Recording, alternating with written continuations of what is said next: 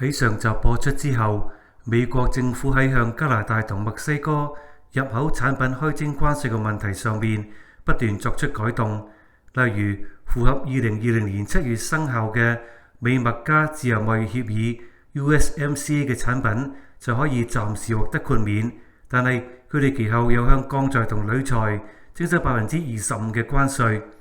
加拿大亦都再向美國嘅入口產品徵收接近300億報復性關稅。貿易戰升級，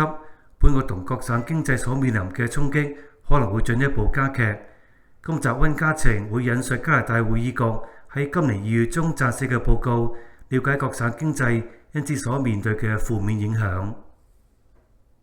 同上集加拿大銀行嘅報告一樣，會議局嘅報告亦都基於27個假設得出結論。第一個假設係美國喺一季裏面向非能源入口產品徵收25%嘅關稅，而能源產品嘅關稅稅率就係1成。第二，加拿大會分兩個階段向美國產品徵收300億同1550億嘅報復性關稅。第三，美國並冇喺加拿大徵收關稅之後進一步提升關稅稅率。第四，美國向墨西哥同中國產品分別徵收25%同1成嘅關稅，而墨西哥同中國同時落實反制措施。第五，加拿大會將4成關稅稅收俾分民眾，6成俾受影響嘅企業。第六，相關關稅喺第二季嘅3個月內出現。而最後一個假設就係加拿大中央銀行並冇對關稅問題作出任何回應。基於以上嘅假設，報告對本國經濟整體上得出以下嘅結論：由於消費下跌同出口減少，第二季國民生產總值 GDP 下跌1.3%，通脹會高過基數嘅0.7%，出口下挫8%，汽車同汽車零件出口急降57.4%，入口下跌6.5%，主要由於北美汽車業近乎停擺，家庭消費跌0.9%，主要由耐用品需求下降1.5%帶動。基於不確定因素，商業投資喺第二季下跌2.8%。至於最受影響嘅三大行業，就會係製造、批發同運輸物流，佢哋嘅 GDP 會分別下降5.2%、3.6% 同1.9%。第二季嘅失業率會升到6.9%，失業人數會增加接近14萬。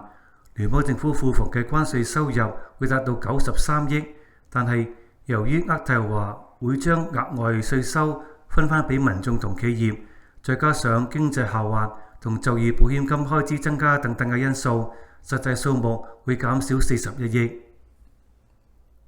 加美貿易戰對各省所造成嘅衝擊亦都有分別，例如對 BC 省嘅影響唔會太大，因為 BC 省較為依賴亞洲市場。亞省支援石油同天然氣生產行業就會面臨較大嘅負面影響。沙省較為依靠美國市場，面對嘅衝擊亦都會較大。緬省經濟多元化同較少依賴出口，受影響嘅程度會較為輕微。至於安省方面，由於佢哋倚重製造同生產業，關稅將會引發重大影響。灰省嘅航天同金屬業將會受到重創。紐賓紹爾省嘅受影響程度將會10個省份之中第二低，因為主要出口嘅係經提煉嘅石油產品。諾維斯高沙省由於工業多元化，受嘅影響將會最輕微。而最後兩個省份奧多亞王之島同紐芬蘭拉布拉多省嘅航天工業同支援石油工業將會分別面臨衝擊。今集嘅溫家情為你簡單講解關稅戰對各省經濟造成嘅影響，下一集會講另外一個話題，到時見。